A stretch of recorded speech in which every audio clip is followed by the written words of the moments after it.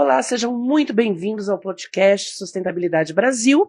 E nosso convidado hoje é o Christian Sabino. Ele é CEO da startup Destine Já. Christian, bem-vindo. Prazer ter você aqui com a gente. Muito obrigado. É uma satisfação estar aqui com vocês do Instituto Sustentabilidade Brasil. Para começar, eu queria que você contasse um pouquinho da Destine Já. Quando que ela nasceu? Qual é a proposta dessa startup? Perfeito. Nós iniciamos em 2017, eu e os sócios, né? No momento, eu estou com justamente esse propósito sozinho, né?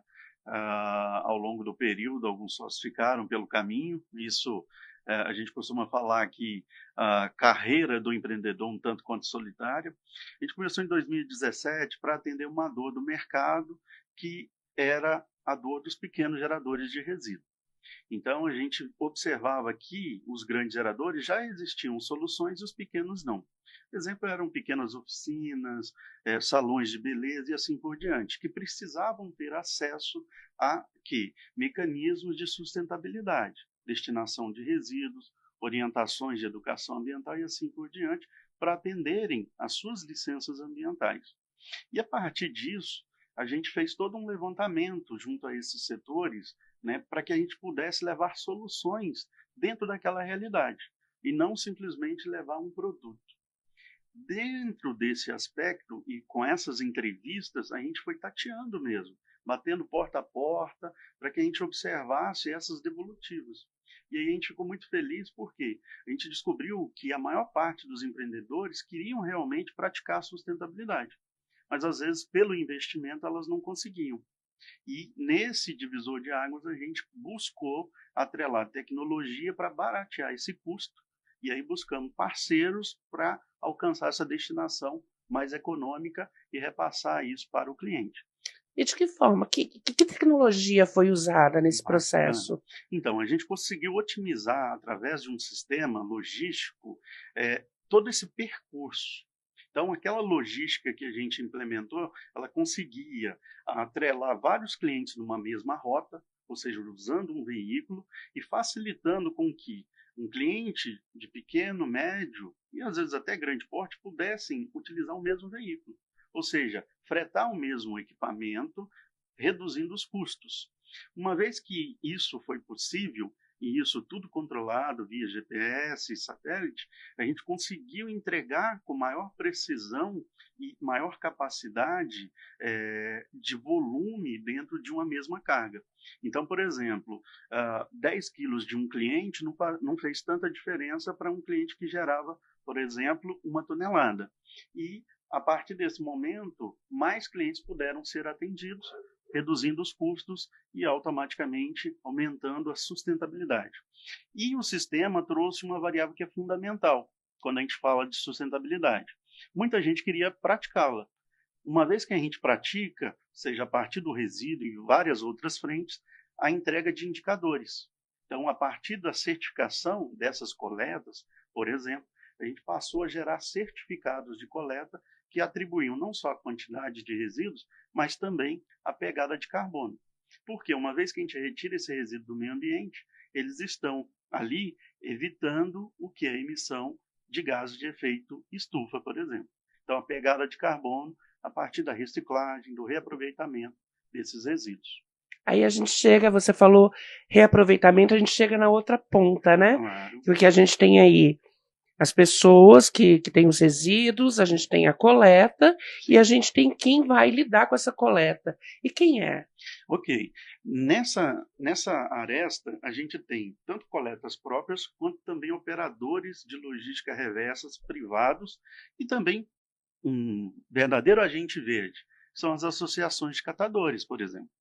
Então, em alguns municípios, inclusive, para promover a inclusão, existem mecanismos que definem a priorização de associações de catadores para materiais recicláveis, por exemplo. Isso é uma política de inclusão que está prevista na Política Nacional de Resíduos Sólidos.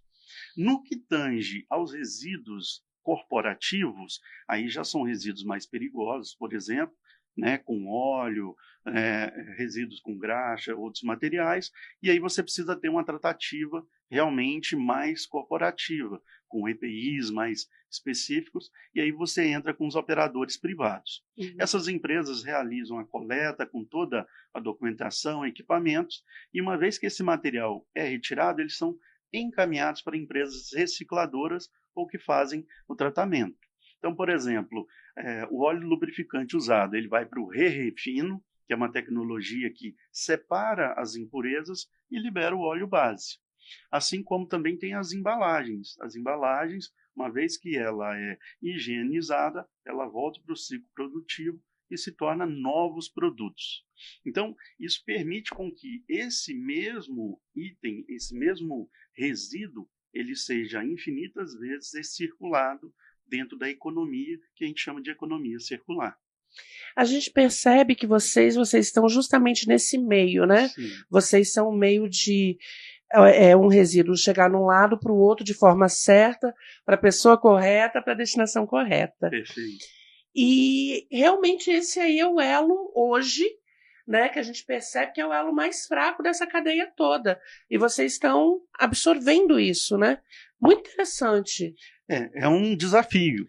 Imagino. É um desafio. Um belo exemplo que a gente é um grande apoiador e operador é o programa Tampinha do Bem.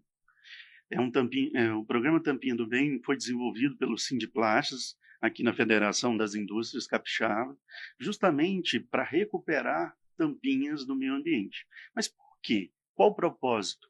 Para justamente imputar desde a criança, adolescente e os adultos na coleta seletiva do material. Então, o Tampinha do Bem já recolheu 50 milhões de tampinhas do meio ambiente, e isso permitiu a reciclagem de mais de 80 toneladas de materiais plásticos do meio ambiente. Coisa, hein? E o melhor, toda a verba da venda desse material plástico, porque muitas das vezes a gente não se lembra, mas o plástico é um hidrocarboneto. Hidrocarboneto é petróleo. Então, é uma matéria-prima nobre. Imagina a gente aterrar petróleo. 50 toneladas de petróleo. 80 toneladas. E essas mesmas 80 toneladas, elas geraram, em termos de caixa de recursos, R$120 mil, que são canalizados para causas nobres. Exemplo, bem-estar animal, combate ao câncer infanto-juvenil, compra de cadeiras de rodas. Por quê? Porque o programa ele causa impacto socioambiental positivo nos territórios do bem. Então, justamente em cada território, quem define a ação prestigiada é o território. Então, se é o bem-estar animal, se é o combate ao câncer, se é assistência a pacientes, como no evangélico, no hospital evangélico, e assim por diante. Isso tudo mobiliza a comunidade territorial. E no caso das associações de catadores, as escolas têm um papel fundamental. Por quê? Depois da tampinha, aí as crianças e todos os atores ali, eles perguntam, mas e as garrafinhas? Isso vai incutindo aquele mindset que a gente não recebeu nas escolas. Até porque não temos, né, nas disciplinas, o quê? Educação ambiental, infelizmente. É verdade. Deveria ter, né? Deveria. Essa grade. Agora, sim, eu lembro e é o mesmo programa, né? O Tampinhas do Bem, que recolhe também a de plástico, aquela outra de lacre, de garrafa, de cerveja, Claro. Todas essas também têm a destinação correta. Exatamente. Todas elas são enviadas para onde? Enviadas para indústrias especializadas para reciclagem. Então, cada item pós-consumo tem o seu retorno recuperado, o seu retorno garantido. E isso é uma obrigação hoje em dia. Aqui no estado, a gente tem um decreto 5683R, que fala sobre as embalagens pós-consumo.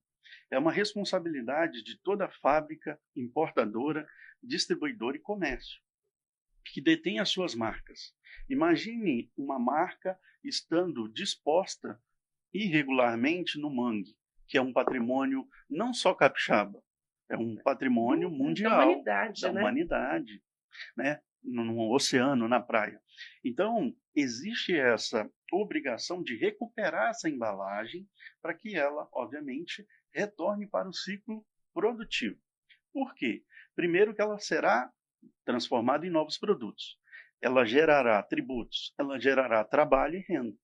Então, ela faz com que a economia circular ou economia verde, né, haja vista aqui o Sustentabilidade Brasil, ela realmente aconteça na prática e não apenas na teoria. É isso que a gente promove. Agora, se a gente for olhar em todo tipo de resíduo que a gente faz, né, que a gente joga aí, ó, é o plástico que a gente já tem assim um trabalho muito grande feito em cima, mas a gente tem vidro. A gente tem eletroeletrônico, aquele mundo de fio de transistor, Gente, o que a gente vai fazer com esse mundo, hein, Christian? Perfeito. Isso que é bacana, porque existe no Brasil hoje um sistema de inventário nacional de resíduos sólidos. E aí, o grande desafio é conscientizar as pessoas da existência dessas matrizes. Por quê? Porque se a gente conscientiza, as pessoas passam a entender essa priorização. Exemplo, sua colocação é muito pertinente. Eu não sei se você sabe. Existem ecopontos, pontos de coleta, por exemplo, para lâmpadas em algumas redes. Existem ecopontos para eletroeletrônicos em algumas grandes redes. Mas por que é pouco divulgado? É porque nós precisamos nos conscientizar de que essa é uma responsabilidade, não só do fabricante, mas é do consumidor exigir que esse item retorne para a cadeia. E que o fabricante aporte para isso acontecer, né? Exato, exato. E isso vai gerando cada vez mais insights e novas oportunidades. Então, nós estamos falando de logística reversa enquanto papel fundamental de educação, capacitação e geração de trabalho e renda. Hoje, com essa nova matriz de logística reversa de embalagens, nós estamos vendo novas demandas, né, no que tange a qualificação de logística e de profissionais. Então, nós estamos falando de formação profissional para o mercado como um todo. E aí, só um dado, existem várias indústrias recicladoras de plásticos aqui no estado. Uma indústria, ela recicla hoje, em média, 250 toneladas de plástico mês. Uma. Existem 53 indústrias aqui via Sindiplas. Então, multiplica 250 toneladas vezes 50. São milhares de quilos de matéria-prima que estão sendo recuperados do meio ambiente. E esses números precisam ser conhecidos, porque é um belo trabalho que já é realizado e principalmente através de toda essa cadeia. Imagina se todos nós, através dessa pujança que são vocês, que é a sociedade capixaba, a gente realmente mostrar que através da coleta seletiva a gente está promovendo impacto socioambiental. E não fazendo apenas um apoio social. A gente está movimentando uma economia. E é isso que a gente quer levar para frente, gerando indicadores. Então, quando a gente fala que a reciclagem está mudando vidas, é isso que nos faz brilhar os olhos. E é incrível mesmo, olha, fazendo uma conta muito rasa aqui, artesãos se utilizam. Fantástico. Aí você vê aí o pessoal do transporte, logística, também se utiliza. Exato. Aí você tem os catadores, vocês têm as usinas de reciclagem, aquelas usinas sanitárias, Sim. né? Quer dizer, é um universo industrial girando em torno dos resíduos, né? Emprego, renda, retirando toneladas de resíduos. No Brasil, são 81 milhões de toneladas, dados oficiais. É muita coisa. Por ano. Imagina, 60% ainda não tem destino correto. Então, nós estamos aterrando matéria-prima fora. E isso é um problema. Por quê? Porque nós estamos desperdiçando matéria-prima. E vai chegar um momento que nós teremos que fazer a mineração desses locais que estão aterrados. Porque não teremos mais espaço físico para construir, para moradia.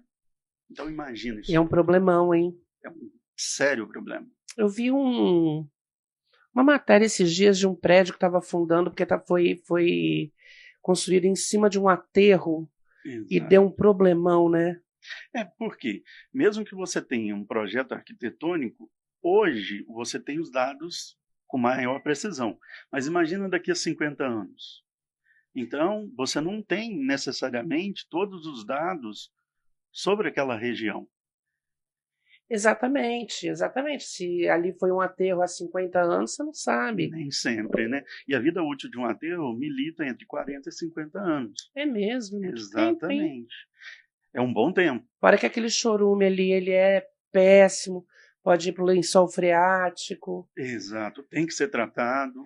Então, assim, o que a gente sempre recomenda, se o material é reciclável, vamos priorizar a reciclagem. E aí, mais uma vez, transformando e gerando novos dividendos a partir da economia circular. Existe algum material que não é reciclável? Eu costumo dizer que todo material é reciclável, porém, desde que ele esteja próximo do polo de reciclagem. É isso, né? Porque a gente esquece que nós estamos num continente chamado Brasil. Que é um mundo É um de terra. monstro, exato. Porém, com o advento da inovação mais assertiva no Brasil, a gente está quebrando esses paradigmas. Então, por exemplo, a partir da guerra Rússia-Ucrânia, uns desafios que surgiram, por exemplo, muitos resíduos passaram a serem usados como insumos para a agricultura, por exemplo. Então, todo novo desafio, ele traz uma visão diferenciada, porque tem que ter o viés econômico para gerar insights, para a gente melhorar cada vez mais a inovação. E no resíduo não é diferente. Então, o que a gente está observando é isso. Você transformar, por exemplo, aquele material que é do esgoto, né? Você tratou a água, você fica com um adubo. Então, você tem aquele material ali com alto teor, né, de elementos químicos que você pode gerar uma série de novos subprodutos. Do próprio esgoto? Exatamente. Esgoto doméstico? Exatamente. Você tem que deixar inócuo, imagino, Sim, né? Que você faz aquele tratamento. Tem uma série de tratamentos, e aí, a partir daquilo ali, você vai, obviamente, fazer o emprego dele. Por exemplo, extração de rochas. Então, você tem ali uma série de subprodutos, porém, com condições de serem usados para várias outras atividades, não necessariamente para a agricultura, seja o esgoto ou não. Uhum. Então, essas pesquisas acadêmicas aproximando, né, do mercado, das empresas, tem permitido isso. E isso que tem demonstrado um sucesso possível. Então, haja vista, por exemplo, o programa Ecoamigo. A Aderes tem feito um belo trabalho nesse sentido, aproximando as escolas, as associações de catadores, a indústria, né, e o território do bem, levando essas soluções em conjunto com as empresas, inovando, tornando essa visão cada vez mais inovadora para os catadores, por exemplo. Nós temos 74 associações aqui no estado. Pois é, eu ia falar, Espírito Santo está bem, bem colocado, né, nesse ranking. Bem estruturado. E quando nós temos os catadores, as associações, visitando outros estados, eles são referência, porque inclusive são convidados a dar palestras lá fora, por exemplo. Eu estava vendo, acho que foi numa rede social, acho que foi TikTok, cara que mora no Japão, uma mulher, uma brasileira, e ela contando que lá não basta você jogar plástico no plástico, papel no papel, você tem que lavar as embalagens, deixar tudo limpinho, bonitinho, cada carrinho de reciclagem passa num dia. Mas eu acho que a gente vai demorar para chegar nesse ponto, tá? Mas a gente vai. Sim. Mas vai demorar, não vai? E o melhor é que nós temos a chance de fazer diferente agora. Por exemplo, se a gente em casa ou nas empresas apenas separar o que não é reciclável, o que sobra? Reciclável. Separe o que não é reciclável. Sobra o reciclável. Só nessa continha você já eleva pelo menos 30% no valor bruto à renda do catador. Só isso. Mas o que eu tenho a ver com isso? É uma perguntinha que nós, cidadãos, temos que que fazer. Quem paga a conta no final somos todos nós. Então, se eu melhoro essa coleta seletiva, quem está economizando no final da conta somos nós. É. Quem paga no final É o consumidor, né? somos nós, através dos impostos. Então, é uma questão de mentalidade, mindset. E é esse o convite que a gente faz a todos. Porque quando a gente leva uma solução para as empresas, para o empresário, é a mesma analogia para o consumidor final. Olha, cuide do seu resíduo porque você estará cuidando da sua rua, do teu bairro, da tua cidade e principalmente da tua família. Imagina você num bairro como Praia da Costa, mas se você tem a sua casa ao lado de um terreno baldio que não tem um cuidado. É um ponto viciado de lixo. Você vai ter uma desvalorização do seu imóvel, do claro. teu imóvel, né? Da tua vizinhança. Então, é muito importante que tudo seja cuidado. E o resíduo não é menos importante. E se você tem a oportunidade, inclusive, de auxiliar a geração de impacto e renda, então, o melhor dos mundos. É o que a gente vislumbra. Perfeito. Christian Sabino, da Destine Já, é uma startup, né, que faz essa ligação entre aqueles que querem reciclar e aqueles que vão reciclar, né, Exatamente. propriamente. Queria te agradecer, já convidando para outros bate-papos. Quando tiver novidade, dá um pulinho aqui que a gente bate um papo. E que você fizesse suas considerações finais também. Mas antes disso, tem uma pergunta que eu faço para todo mundo aqui. Você é otimista? Eu acredito que super otimista. Por quê? Porque nós já temos todos os recursos na palma da mão. Então, nós precisamos promover o bem para receber o meio. Então, só nos falta praticar. Agora, então, as considerações finais. Passar também aí o Instagram da Destine Já, redes sociais, contato, fica à vontade. Primeiro, agradecer mais uma vez o convite, estamos à disposição. O Instagram, @Destine_Já, todos estão convidados a conhecer. A nossa tecnologia está disponível, tá? É um sistema em nuvem que é mobile também, está à disposição para quem quiser utilizar. Gera indicadores ESGs para as empresas, também para pessoas físicas que são, obviamente, agentes sustentáveis. E a mensagem final, todos estão convidados a conhecer e se interarem cada vez mais sobre o mercado da logística reversa. É um oceano azul que a gente costuma falar, até porque ela envolve um mercado de 14 bilhões por ano. Então, todos estão convidados a conhecer e se interarem, praticarem. Então, muito obrigado. Obrigada, Christian. À disposição. E obrigada a você que participou com a gente até aqui. Tchau, tchau. Até a próxima.